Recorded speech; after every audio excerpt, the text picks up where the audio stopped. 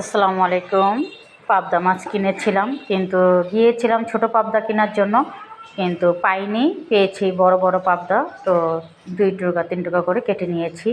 পেঁয়াজ, কাঁচামরিচ, আদা রসুন বাটা, হলুদ আর হালকা মরিচ দেবো, কারণ কাঁচামরিচটা দিয়েছি তো জন্য হালকা মরিচ দিব। আর টমেটোটা কেটেছি, একটা টমেটোরও 6 খণ্ড করেছি, সেইভাবে দিয়েছি। আপনারা চাইলে আরও কুচি দিতে পারেন। এখনও টমেটোর তো একটু নরম, আরও দেশি টমেটো, এই জন্য আমি দিয়েছি। লবণ দিলাম, দেওয়ার পরে সব কিছু হাতে মাখিয়ে নেব।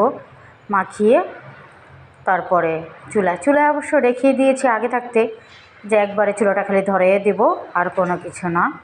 তো ছোট পাবদা পাইনি, বড় পাবদাটাই পেয়েছি। কি করব, বড় পাবদা দেখে এত ভালো লাগতেছিল, তাজা পাবদা ছিল একেবারে। তো ভাবলাম যে এটাই নিয়ে তেল দিয়ে দিলাম।